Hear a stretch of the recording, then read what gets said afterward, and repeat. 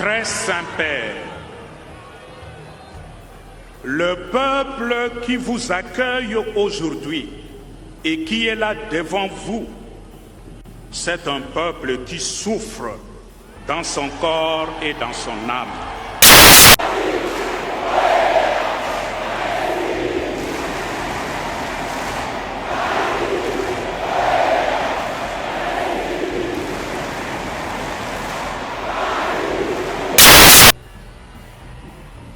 Voilà pourquoi la présence réconfortante de votre sainteté au chevet de ce peuple qui souffre constitue un véritable encouragement. Visite, très Saint-Père, intervient aussi durant une année électorale qui est souvent une source de tensions sociales et politiques dans notre pays.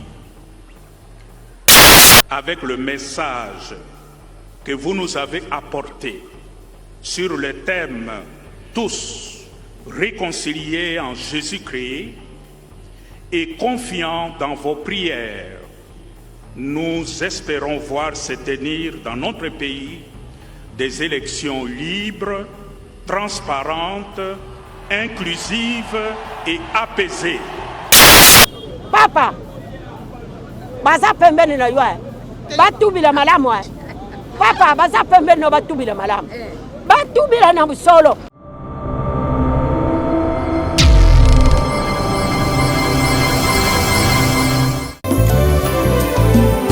Éternel, je lève à toi mon âme. Mon Dieu, en toi je me confie. Que je ne sois pas couvert de honte. Que mes ennemis ne se réjouissent pas à mon sujet. Alléluia.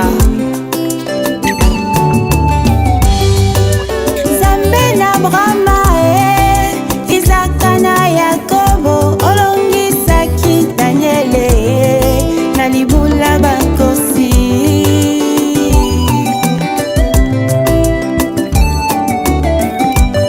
Baye baluka yo na solo, baluka yo na komikitisa, omimonisa na bango, ponini nangate.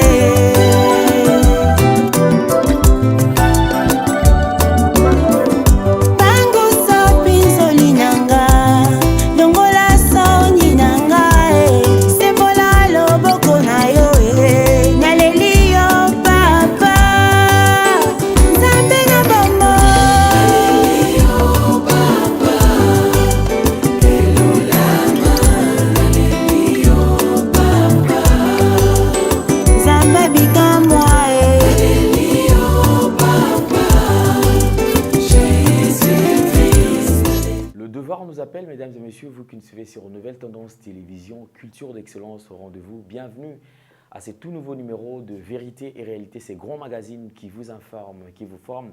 En même temps, nous avons un divertissement, bien que cela soit très modéré. Bienvenue à vous. Bonjour, bonsoir, tout dépend de l'ère à laquelle vous nous suivez. Certains ont choisi d'être avec nous pendant la journée également, au moment de repos le soir. Il y a certains également qui se connectent pour nous suivre. Tous, nous partageons ces très beaux moments, bien sûr, avec vous. Nous vous transmettons les salutations de la part de toute la grande équipe. Je précise à la prise de vue, vous avez Gédéon Loy qui est accompagné de Sariv Mbala.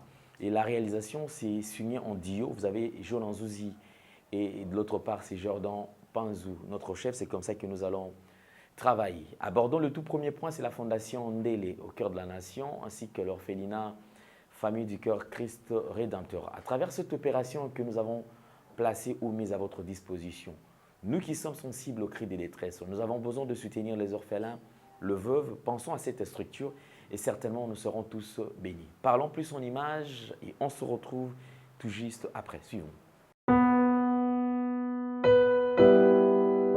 Tango nyonso molinganga nazalaki komona baninganga na baboti na bango nanga baparent baza te vinanga pasi. Est-ce que kokufela baboti eza lisumu? Kozanga baboti est-ce que eza lisumu? Voilà, na kopesa bino message. L'orphelinat Christ Rédempteur. Et ana posa lisunge na bino. Tala musala munene ezosala pona bana. Tala musala munene ezosala pona bana oyo mokili etiki ebwaki mais nzambe atelemi na nzela orphelina oyo mpona koencadre bana oyo yaya lisungi na yo toa nango mposa 1 euro no toa nango mposa mpona mwana moko ntango mwana moko alie nzambe ya bitike oyo apermettre ete na nzela no mwana alia akobosana yo te. Voilà message ya l'orphelinat Christ rédempteur toa na besoin lisungi na bino banimero eza na se kota contact na biso assistance na yo et ozali sungi mpona bana. Que le Dieu des orphelins a bénir diama mtu nyonso ozo ata likanisa kosala quelque chose peut osali yango nzambe apambola bino.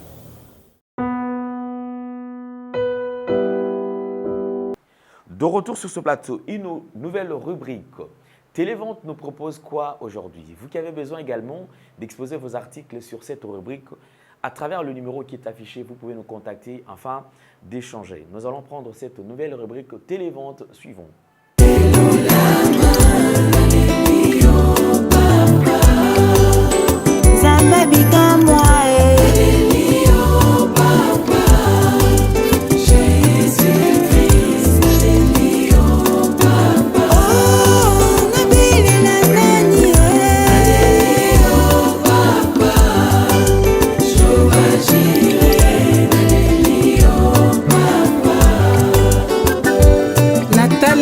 Nzambe oyo bongwanaka te yoka kolela na ngai yawe nayebi yo nde bikamwa yawe solo yoza monene bafinga batonga bachola balobinga na kobala te yo nde nzambe ya bokeseni nzamba bikamwa osungi malamu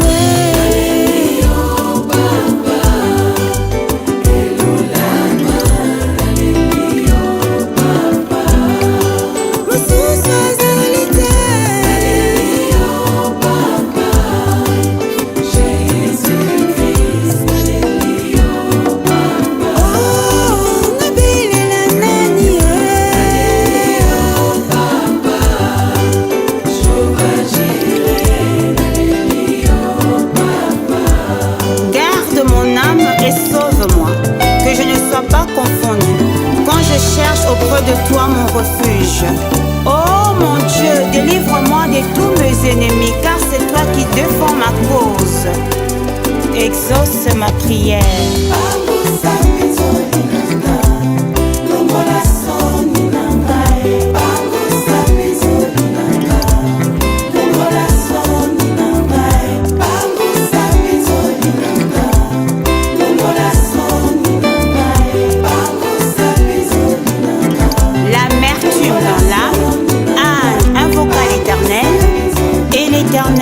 Redonna le sourire à son visage, consola son cœur.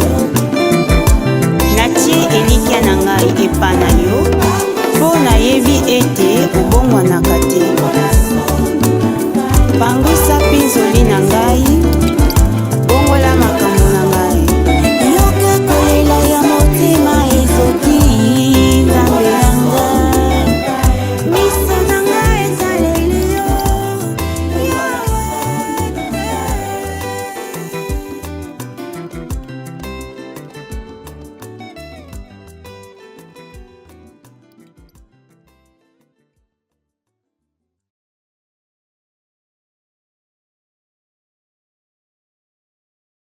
Le point, faisons la ligne d'actualité. Nous voici, mesdames et messieurs. On va quand même parler puisque nous sommes Congolais. Comme j'ai toujours dit, vous savez, il y a certaines choses qui ne s'expliquent pas, d'autant plus que nous sommes Congolais. Et les Congos, notre cher beau pays, notre chère patrie, comme vous le savez, un pays potentiellement riche, mais avec un peuple extrêmement pauvre. L'arrivée du pape François en RDC suscite de polémiques et tout autour de cela, je crois qu'il y a plusieurs bouches. Et comme nous sommes dans un pays démocratique où la liberté d'expression, la liberté de penser, de choix également est respectée, raison pour laquelle nous allons quand même essayer un peu de nous mettre sur certains points. Le tout premier, c'est l'embargo qui touche le journaliste Peter Tiani. Nous allons lire, c'est écrit ceci. Le bureau du CESAC RDC prend acte d'embargo de 30 jours contre le journaliste Peter Tiani. Aucun média opérant en RDC n'est autorisé à le faire passer sur ses antennes ou ses espaces. Le procureur général près la Cour de cassation appliquera la loi en cas de non-exécution du présent acte. Là, c'est signé, c'est ça, c'est Peter Tiani qui a encaissé cet embargo. Mais ces derniers, on va revoir quand même la réaction lorsqu'il a appris cela. Quant à Peter Tiani, lui, il dit, en principe, il devait être notifié au lieu d'apprendre cette décision sur les réseaux sociaux qui, selon lui, pense que c'est injuste. C'est-à-dire, si c'est vrai, il devait être encaissé cet embargo, on aurait dû le contacter tout d'abord, les notifier au lieu d'aller, au lieu qu'il apprenne cela sur les réseaux sociaux. Alors, je crois que ça, c'était le tout premier point. Comme vous le savez depuis un certain temps, Fridolin Ambongo a toujours dénoncé, ou il a toujours été contre ce qui se passe en République démocratique du Congo. Certains pensaient que lorsque il sera appelé, en principe, il peut-être Akinde par 1000 chemins. Mais bizarrement, nous allons suivre quand même le discours de Fridolin Ambongo, qui était serein dans ses propos, qui était le même en fait. Il n'a pas changé, c'est la même attitude, c'est ce qu'il a toujours eu et c'est ce qu'il a montré pendant le discours. On va quand même l'écouter, suivre attentivement ses discours et nous allons y revenir tout juste après. Suivons.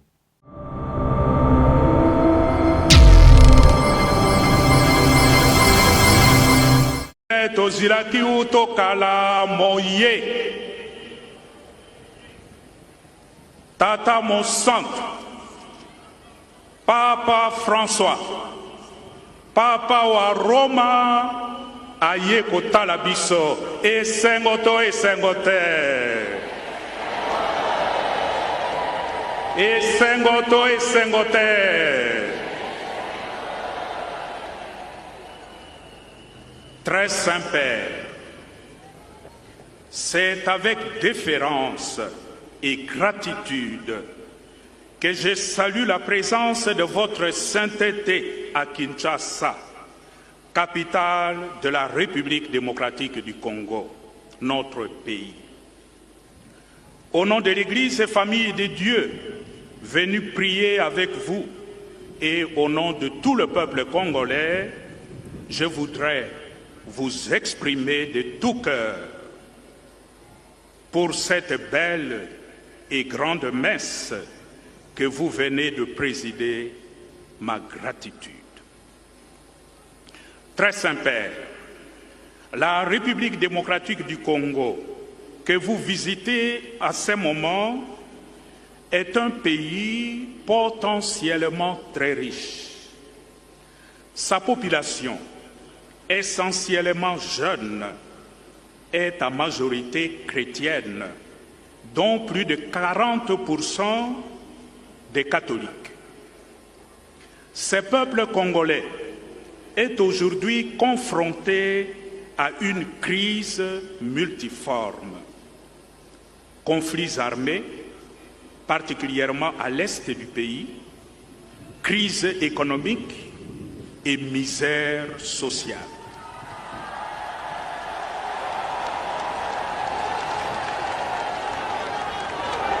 Oui, très Saint-Père, le peuple qui vous accueille aujourd'hui et qui est là devant vous, c'est un peuple qui souffre dans son corps et dans son âme.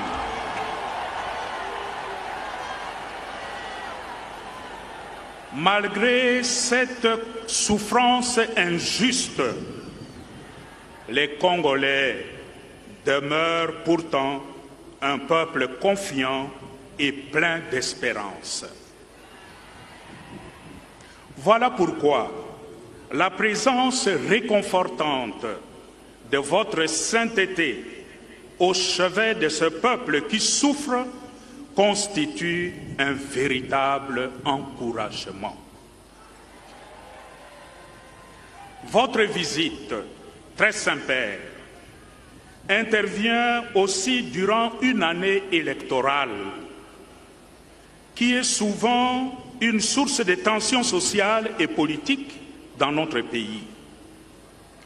Avec le message que vous nous avez apporté sur le thème « Tous réconciliés en Jésus-Christ » et confiants dans vos prières, nous espérons voir se tenir dans notre pays des élections libres, transparentes, inclusives et apaisées.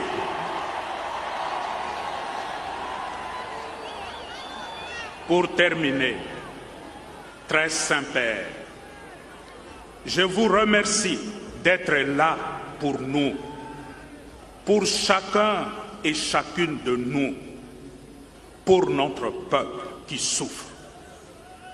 Merci pour votre message. Merci pour votre homélie de réconfort qui nous confirme dans notre foi. Je nourris l'espoir que cette Eucharistie que vous venez de présider nous consacrera davantage au Christ en qui nous sommes tous réconciliés. Alors que je bénis le Seigneur pour ce moment de grâce, je confie la suite de votre voyage apostolique en République démocratique du Congo et au Soudan du Sud à l'intercession de la Vierge Marie, Notre-Dame du Congo. Je vous remercie.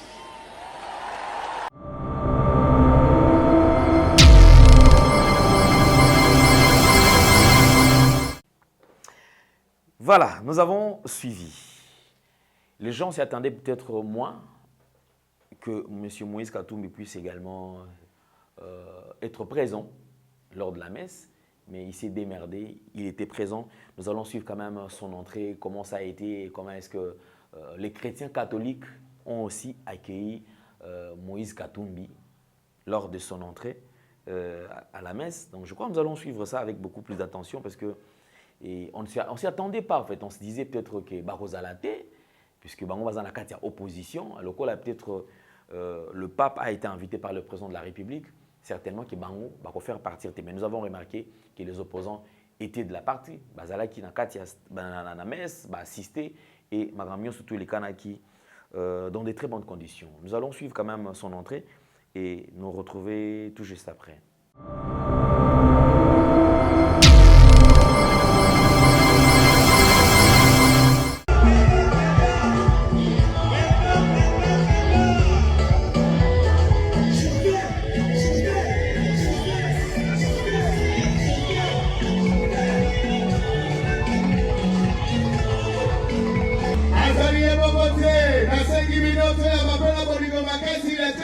Première dame, maman Denise Onyake Tshisekedi.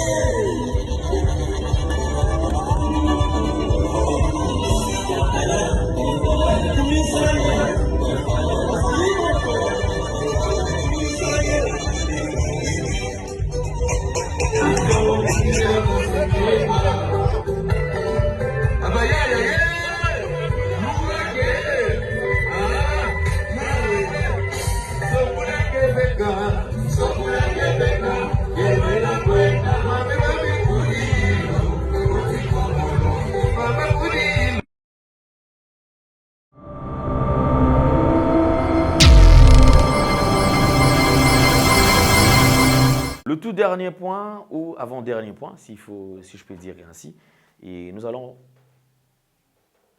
écouter, suivre quelques points de vue de ceux qui sont de l'opposition. Parce que Bandegom soit dans l'opposition, nous avons suivi Bandego Azolo Babalbi, effectivement, le pape est arrivé.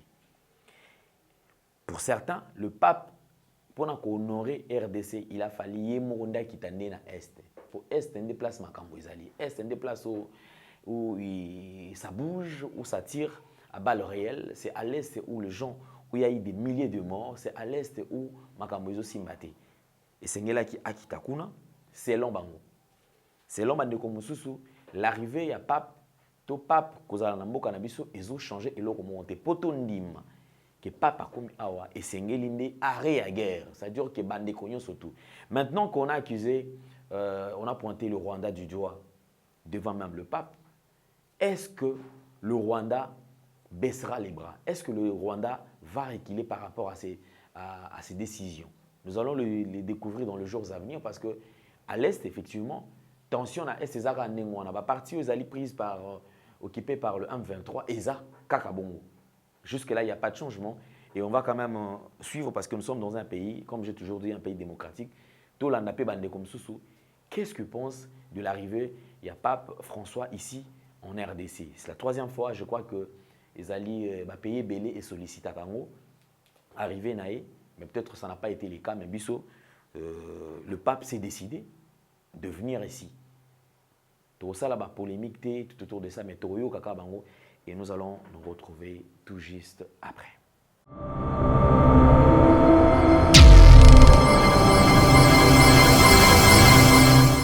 François T. Pape Jean-Paul D. Ayaka Marami Bale, le gouvernement ya Mobutu. Mbala liboso aye baya ko solola na Mobutu. Mboke ezalaka malamu te. Ba sololi na Mobutu asiminzela ke. Yami Bale aye lisusu. Baye ko solola na ye makambo simbite akeyi sima na ye akendaka Mobutu ale Désiré Laurent Kabila aye kokota asali nini abengani ye koya ya papa basepela teke papa yaki pona namoni na ba drapeau déjà sina yebisa papa Mulimu nalobaka papa Mbongo papa azoya aza papa Mulimu mbala liboso alingaka koya atindaka Benoît 16 deleke na ye aye tango aye sikoyo ale basali mesa siminzela ayaka kozoba rapport ake yami bale ye moko alingaka koya ale akwei abukani sikoyo tango akoti hôpital esili ale ayoki mwa bien papa ye pona parti politique moko te papa ye pona parti politique moko te bato y dépasse eza mawa pona bino banda bozwa mboka bokoma neti boîte eza na kati ya ibali sikoyo tango ezokende kotengama ekweya na bi oyo mai ebalukaka makasi mutu oyo akuwela bino azate papa ndenge aza wana akoki kowela bino teke ngai nakolo yango ngai nazotuna eske bino penza boza bakongole 100% toko ndenge nini un congolais oyo ayebi tina ya pape jamais akende kozwa gouvernement na ye soki aza na problème azwa mutema ati yango na pape papa ye azali tata Mulimu ya église catholique bino papa cardinal akomaka na aéroport soki awuti Rome bolobaka boye mukonzi ya bakatoliki aye bakatoliki bokende koyamba mukonzi na bino lelo papa akomi mukonzi ya gouvernement na ndenge nini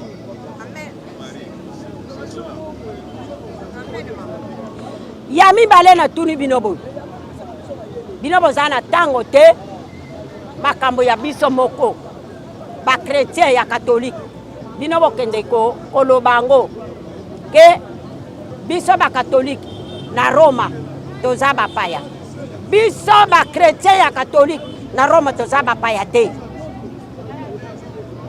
eza chaise na biso te ezali nde lingomba nyonso ya catholique batongami na Roma mukonzi na biso roi na biso aza na Roma bino boyebaka te ke biso ba catholique tozalaka na gouvernement boyebaka te biso ba catholique tozalaka na gouvernement ndenge bozokende boyi mbutu papa aza na ntango ya kozwa azwi mutu na kati ya lingomba oyo ya biso catholique ateye na kiti ya président ya Congo po akamba mboka après tango bakende na élection mutu wana sali nini alongwe bokeba soki boyebi makambo te bato idepesi botunaka bato boyebi makambo soki boyebi makambo te botunaka bato boyebi makambo biso toza bapaya te papa kardinali ambongo aza mupaya te na Roma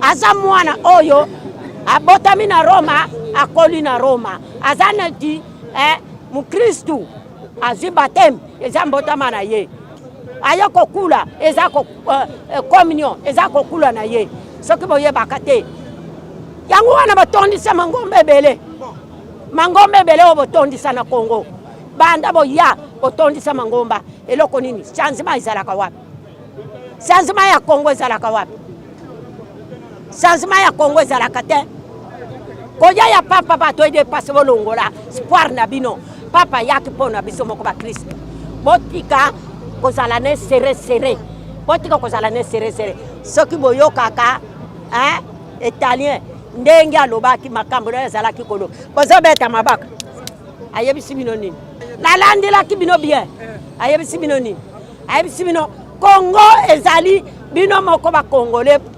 bosangana bomoko bobongisa Congo na bino bosangana bomoko bobongisa Congo na bino bila bato ide passe lukula biso boyaka ko tsabiso na passe wana nzambe na likolo azomonango biso toza bato akomona passe te toza bato akomona passe te toza bato akolela te Congo eza mboka na biso soki bino bosana boyokani na bato nini ezangi po tosangana tovandi sika moko toyokana tosilisa bitumba eza na est toyokana tobongisa mboka oyo nkita bino bowelaka tala papa aza na mboka oyo ntango ngai na koloba yango ezalaka o Maria aza mabe nakopanza ngai nakopanza bino papa bemasi oya lamuka na idepesi amonaka yango te papa bemasi ya lamuka na idepesi amonaka yango te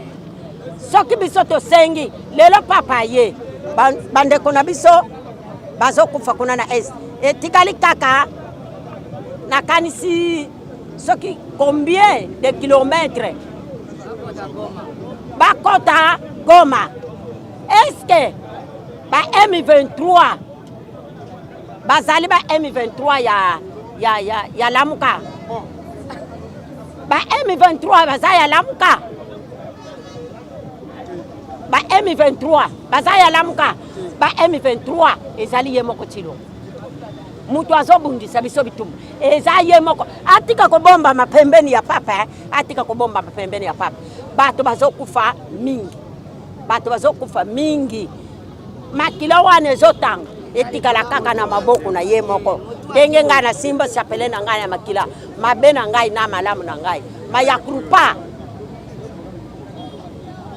bino bozana liboso nzambe et puis boyebaka o bosalaka te bino boyebi na bino lisumu te boyebi ke président azalaka na lisumu te président ata asali mabe nzambe akolimbisa ye lukuta papa biso nyonso toza basumuki biso nyonso toza basumuki na liboso ya nzambe musantu azate na liboso ya nzambe musantu azate na lobi lamuka biso tobimaka na nzela pona es mbala liboso tobimi babomi biso, babomi kalala, babo papa mbo akeko kufila na musango, babete ye pau awa, banani baso boma biso, batu ede passe, pona nini biso, tozo bima, tozo déclaré, pona mboka na biso,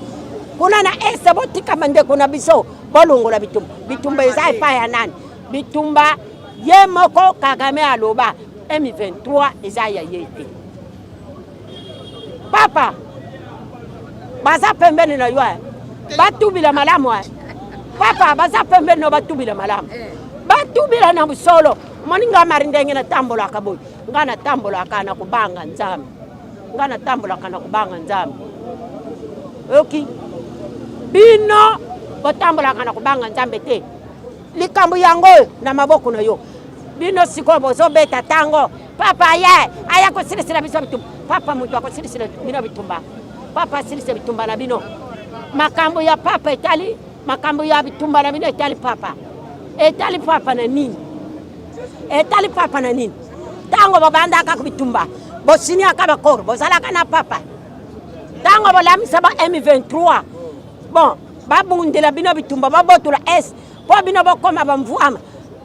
Bozalaka na papa. Tango bakenda ko signer bakor kuna epa Kagame, epa Museveni, epa ya président yo Burundi. Est-ce que bozalaka na papa? Bozalaka na papa. Nairobi bokei ko signer. Bozalaka na papa. Bozokenda ko tambulo bamboka nyonso. Oyo ba pays nyonso pona kozwa ba soda baya kubundila bino. Bozalaka na papa. Hein? Bokeba. Bosala musala na bino ya mabe kasi papa nde kula bozo kumisa ya papa musango. Bozala na basango. Botubi. Pona arrivé ya papa. Pona ngai. Pona nga. Namoni ezo contribuer ata na eloko moko te pona gouvernement na biso na Congo. Arrivé ya papa. Na ba propre idée na ngai. Ezo contribuer ata na eloko moko te pona Congo. C'est hors sujet par rapport ya makambo oyo ezo leka na mboka na biso. Pape aye pona paix. Le pays est agressé précisément où? À l'est du pays. Mais Pape atterrir na katanini ya Kinshasa awa place Kimia ezali. Pourquoi pas Félix président de la République a kende po alakaka batu boyeke soki a commis président a okende ko na wapi na est? Pourquoi pas kozwa avion awa ndenga kenaki ko sarole na Mbandaka a kende petit na Nord Kivu soki na wapi pe a kende ko vanda kuna ayambela Pape na ye na wapi kuna na est place Angoisse ezali. Mais ayambi Pape awa na kati nini ya Kinshasa bisika Kimia ezali. Tandis que M23 kuna azola kabiso déjà soki yo gouvernement oye négociation na biso te tozo kote la bino tina kati nini ya Goma. Mon ambition est aboy. Pape ifu akotsa makolo na yeti na kati nini ya est bisika oyo bitumba ezali si réellement il est venu pour mettre la paix au Congo. Azwa makolo na yeti na est. Chaise roulante wana ba rolancer yango na avion. Akena ngoti na est ba ko rouler ye lisusu akende ko mettre fin bisika bitumba ezali lobi na butu ya lobi kuna natali yango boye mawatro. C'est catastrophique pour l'est du pays. Papa kende kuna. Ozonga ya papa zongela awate azui l'avion na ye poison mboka na wapi na est atia makolo côté mboka eza kokufa. Ici nous sommes un peu en paix, un peu. Akende kuna côté bato bazo sila po ye aye po asanini atia Kimia na Congo soi-disant d'un gouvernement ezolo. Akende na est akende ko vivre makambo wana bato a est bazomona. Merci pour na opesanga maloba pour arriver à papa. Alors koya ya papa je sais bien que ndenga yi awa Église catholique na gouvernement congolais basi ba préparer enveloppe o ba kopesa yepo azonga na mboka na ye na Vatican. Biso ba congolais jamais banda Congo et salema totikala ko agresser pays voisin moko te. Tozo kaka ke Rwanda baza ko agresser biso ba congolais na mboka na biso moko. Ezala ba mindele ezala banani bango tu bayebi mabe nini ba occidentaux bazo sala biso na ba Rwanda na complicité na ba Rwanda biso na bango toza na problème te. Et puis koya ya pape normalement il fallait que ndande kolobana na peuple rwandais na gouvernement rwandais po bango nde bato bazo tumola biso po biso toza na bango na problème te. Banda makambo wane banda ti lelo ici la kate. Bon na yebite eza nini. Bon vérité na réalité wana biso peuple congolais nano bato ya pamba oyo toyebi yango te mais to bakonzi ya mboka bayebi ba réalité ele kaka wana on ne sait pas. Mingi ya commenter sur ces ates biso to ngito zo kimia na mboka na biso to vanda libre na bobola na biso to vivre ka na kati ya Congo. Pour libérer maman na soke za na pota jamais roboya yango te poto za ba congolais. Merci na suki. Koya ya pape sur le plan politique, c'est un non-événement. Bien. Sur le plan politique, c'est un non-événement Koya ya pape. Pape est venu uniquement pour la église. Ni gouvernement est bengisi pape, ni ndeko Félix Mutabengisi était. Pour te yogi en ming, batabazo yemba yemba non. Gouvernement Mutabengisi pape. Oh non, Félix Mutabengisi pape non. Papa yete que notre Félix Mutabengisi. Papa yete que notre gouvernement congolais Mutabengisi était. Papa yé na mission na yé Pontika Loazali, mission naïe en tant que représentant de l'église catholique, aïe pour visiter l'église naïe na RDC. Na bande babalanda ki le canal ambongo baki yango bien tango de na biso mbata alinga sala moi borge ya pampa na bango wana que noko ya papa eza gouvernement de sale que papa ya non. Ceux qui bolanda ki lokola ngai ambongo à côté de bango na top Congo. Alors, papa y est pour l'honneur dans le cardinal, pour l'église, pour le peuple congolais. Il n'est pas venu au gouvernement de Bengsa qui est au François Bengsa qui était. Et on a lobby qu'il y a pape sur le plan politique, c'est un non-événement. À Kanite Gaye, il y a le Gola Yewana, et aussi ça, Bitumba ya Est. Bitumba Est, pour si là, Bissomoko ba Congolais, tous s'engager, Bissomoko Congolais, tous s'engager dans Bitumba Oyo. Aussi ça à est. Mais si nous allons attendre l'arrivée à pape, le gol aïe, non pape, le gol aïe, aïe, il y a aussi ça est. Toko zela longtemps, tozawa, papa kozonga, bakobomaka bandeko na biso. Tango roi Albert aïe. Et ça y est kakaboy. Et si li, le gol a bango batu ba coloniser ki biso le gol aïe, a retrouvé solution. Mais roi Albert qui quitte ici pour Goma. Ce qui a le jour où le roi Albert a quitté Goma, si mané bakata batumi tout plus de 50. Il y a un lobby Koya ya pape sur le plan politique, c'est un non-événement. Oui, Azamutu, Akaiko Vanda, après ce bango moi maté ya tout le bagnote, bonjour serem boka mabe peut-être. Mais le Cambetali que tu espérais que le la pape aille. Et si li bitumbe sili, nzale sili na Congo, konyoka mesili, transport et bongi.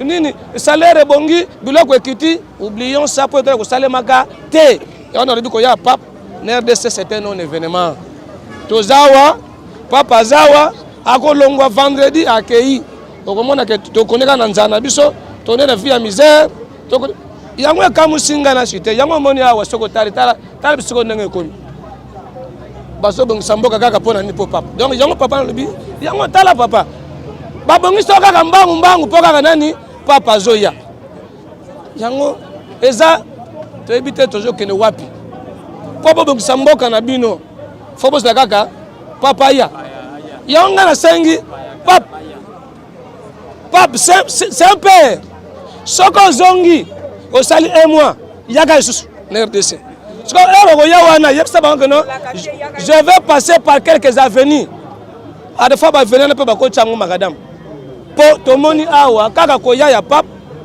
c'est dans 72 heures bazo sala musalo so kende ko nango tali wana okomona ba loni moi ba fleur moi ba nini bosko na ebité soki papa zongi misala oyo ekatani esili ko ba sala jangu ndikima pona pape ba bengani ba mama na biso ko tuma bango ba biloko donc to lobi pona sukisa koya ya pape c'était non événement sur le peuple congolais n'espérait rien. Et papa, Azanganga Nzamba, pour ma capitale, biso os gouvernement, il y a des sénistes, balingi kaka loko nous ba gravé. Papa kanaki bangote. Tomoni ndeko mbongo alobaki yango. Bake komona ye, ba bise fondi makaka po biso to zwa lokumu. To yebi no so wana. So so na mbongo sa na s'incliner. Alobi so que tenir bango rigueur aux appels mabe. Est-ce que gouvernement balingi lokumu. Papa yaki na makambo église, batika ya sala makambo na église, bambrier peuple congolais te. Musu na landi alobi ono, forcément na landi ono ko ya pap herbe investir ba mona que no papa ke na mboka wana, eloko boko te salami, ba mona que ya di sérieux, ba investir ba ko ya na mituni. Ndeko festa tamboli les 5 continents. Ko luka ba investir ba yaki te donc ko yanda ya pap, ya onde ko ba investir. C'est un non-événement peuple congolais. Célébrons-nous 2023. Ndeko Félix dehors. Que tu regardes les élections ou pas, au Kende, tu n'auras pas un deuxième mandat parce que non, tu es plus que même Kabila qui a fait ce discours. Donc, merci beaucoup. Ici, pour arriver à Pape, d'abord en premier lieu, Pape Azali représentant l'Église catholique dans le monde entier. Ça, c'est de 1. Et Pape Atamboli peut payer belé. Azali 40e voyage naïe. Où il y a des pays nyonso. Mais dans tous les pays où le pape a tchaki ma colonaïe, je crois bien que le peuple wana a changé. To biloko ezalaka cher na mboka na bango ekiti, mais lui est là uniquement pour na ko teya mokili ou ba bengi ba adepte to ba peuple de Dieu a préparé bango pour na royaume des cieux, je crois bien. Et non pour préparer Tshisekedi entrer en politique ou bien changer Tshisekedi s'il est incompétent, le changer d'être compétent pour diriger le peuple congolais. Je ne pense pas. Quand Papa arrive au Congo, Atiki Bitouma Makasi entre la Russie et l'Ukraine, c'est que nous n'allons pas oublier. Papa a lobby combien de fois dans les Ukrainiens, a lobby combien de fois dans les Russes, mais la guerre ne cesse pas. Avant-hier, Poutine a bâti 55 missiles en Ukraine. Il y a eu des morts. Non. Papa Zotambola dans les pays les plus pauvres. Les pays où il y a la criminalité, criminalité, ezali. Dans des pays où on n'organise pas les élections, na volonté de la population, mais dans des pays où il y a un président. Un président comme Tshilombo, nommé par quelqu'un, il ne faut pas parler à Pembe, il y nommé. Mais dans mon élection, il y a un deuxième mandat, il y aura le bain d'Issa au Congo. Parce que, Toza Libanda, tant que lobby, naye na pesa bino message ya paix. Paix ya réconciliation. C'est que papa yebiki le peuple congolais ba yoko na te. Nana yebiki biso tozo ko na te. Est-ce qu'il a entendu que Fayulu a pris des armes? Je ne crois pas. Fayulu a zolo bana monoko, Fayulu a zolo pesa la proposition de Martin Fayulu va sortir de crise. Oh les alliés sont rejetés en bloc et pas il y a le résumé, il y a bateau à Noma. Donc l'arrivée du pape en République démocratique du Congo est un non-événement pour nous les politiques, mais c'est un événement pour les chrétiens que je ne le suis pas. Je ne suis pas chrétien, mais c'est un événement pour les chrétiens. On a Saint-Père na bango. On a Saint-Père. Bible na bango va lobby na mokili saint azalakate à part Nzambe. Il va se contredire. Donc, et si on prend papa cardinal Mbongo na catholique en général, parce que peli oya bango papa molimo. C'est ça qu'on a aussi à commission na papa mais biso molima yoko tala biso place to kozala to appelle esengo. Donc esengo na bana catholique boyamba pape au nom il y a église na bino mais pape ne changera rien. Akuti Tshilombo naba obazavanda ki simana ye lobby ba détourneur ba kotila kaka ba détourneur. Maintenant je vous dis Mende akotila kaka Mende Patrick Mouyaya akotila kaka na mensonge na ya Patrick Mouyaya. Les conseillers de Félix Tshisekedi, ils vont continuer à voler l'argent des peuples congolais. Parce que changer na bango ta mukolomoko te maman arrivé ya pape oui. À lobby et là on a lobby ailleurs ça la perlinage. À lui je suis perlin. Tant on a tangi na discours na lobby moto aye pèlerinage likoloba aye na makambo ya église religion na kati ya religion na kati ya église mate ya kimia mate ya paix mate ya réconciliation ya ngwa côté ya biso mais pour faire face à la guerre à l'est du pays il faut que le Congo a fini par prendre des armes à Bunda. Je vous dis maman, si tu as armes to Bunda, de fatango papa zolo la makolo lobby, Goma sera tombé. Léon Nazob Sayo Massis est menacé. Massis est menacé. Bangote bangote, le pape est là. Tshisekedi, il a fait un long discours. Nakacha discours, makamba malonga ezate, eloko malonga ezate, alors ça là ce qu'on appelle bilan naïe à pape. Est-ce que bilan a fallu intégrer le pape? La gratuité de l'enseignement est le pape. Et tu sais que on a landé bien. A bendi bataille de pes mato ya lobby catholique même le gouvernement et le cas félicitations parce que na bango en bon terme. Ah. Mais lobby na vandi na mutayi de pes moko ndenge ba bino bandeko ba benda ka vidéo alakisi ambongo. Mutu moko ya ide pesa zalaki mpanzi nanga alibitala aventurier oyo azo benga ambongo aventurier na bisi ndeko nangai mais oyo zo benga le Saint-Père so qui a na République démocratique du Congo le numéro 1 oya yeliawa qui représente l'Afrique centrale et le Congo sur le plan église c'est ambongo c'est lui son conseiller direct. Mais lorsque vous avez un aventurier, pas lobby, vous avez un lobby na messe. Voyez un peu, ces gens-là, même papa Tei Bango, même papa Tei, les gens de Chilombo ne changeront absolument rien. Bataille de paix, va changer la bataille de paix, va tirer la tribaliste, bataille de paix, va tirer la assassin, bataille de paix, va tirer la tribaliste, va aîné, et bataille de paix, va tirer la bon moinate, va la miibi. Donc, arrivé à papa, maman, voilà point de vue nanga, on a vu nga congolais, au Nazali, papa océan, le pape a concrétisé le mibale, basi na basi babalana, mibali na mibali babalana, otobengi l'homosexuel. Homosexuel. Ngana otika ko bala mobilité, batayi de pesa ko bala na bango mibali, lokola bazanga misala, ba mama na bango na ba mama na bango, mama ya oyo na mama oyo. Bakuta na babalana mais biso arrivé ya pape tebi que guerre na est ko silate mais pour guerre esila ezo senga Chilombo azwa minduki abunda pour guerre esila soko moni ba drapeler ya UDPS na union sacrée à l'union sacrée et l'UDPS il y a ce qu'on appelle l'inconscience.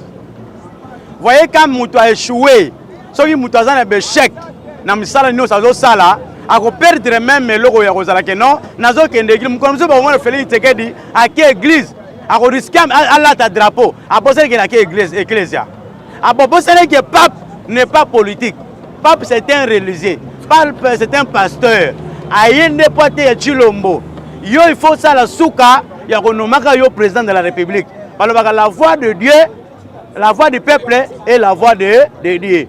Oyo peuple a koloba yango nzamba a koloba. Mais yo Félix Tshisekedi on dimi muto a nommé yo. Non. Ce que babimaki na ba drapeau c'est l'inconscience. Ce que babimaki na ba drapeau ba su pape pona bango nde ye wana ayoko longola ba passe nyonso ba congolais tango akokende balobi pape ayaki Félix Tshisekedi.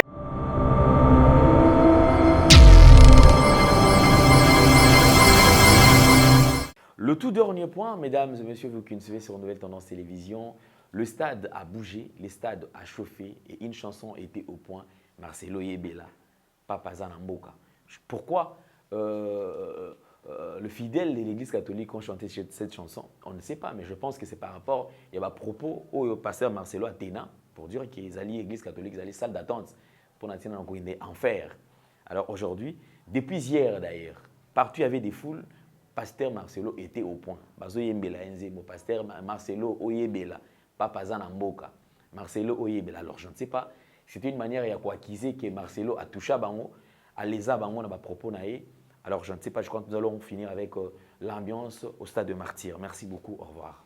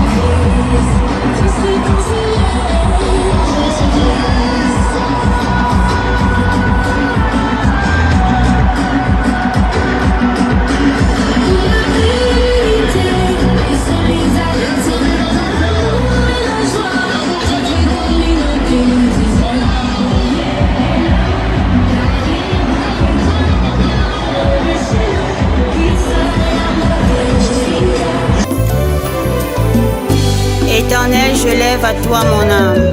Mon Dieu, en toi je me confie. Que je ne sois pas couvert de honte. Que mes ennemis ne se réjouissent pas à mon sujet.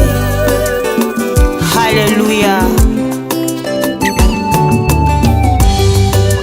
Zambe na Brahma Isaka na Yakobo olongisaki Daniele na libula bakosi.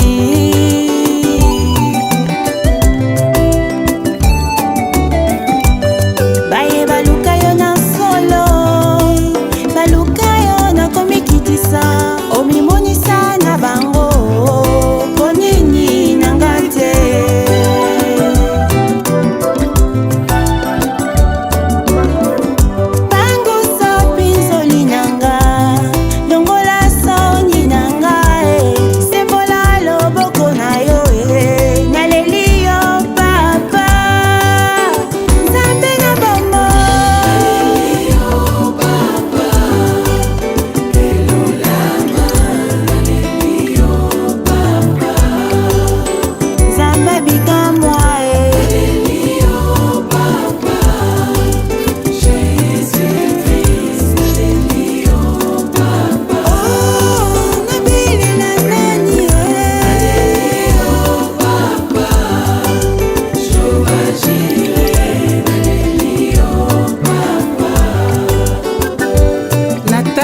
Nzambe oyo bongwanaka te, yoka kolela na ngai. Yawe, nayebi yo nde bikamwa. Yawe, solo yoza monene. Bafinga batonga bachola balobinga na kobala te. Yo nde Nzambe ya bokeseni, Nzamba bikamwa. Osumbi malamu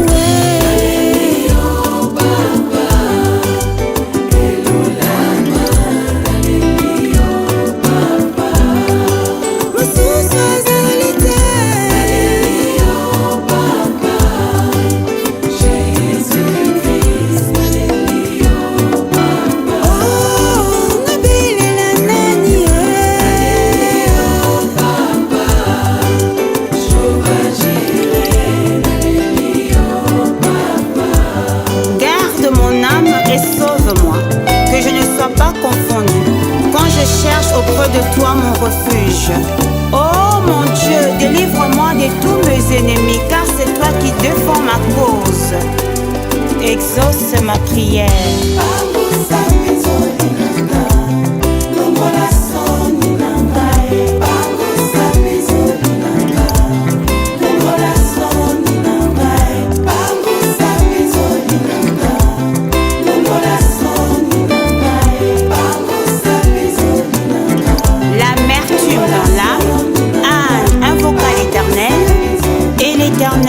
Redonna le sourire à son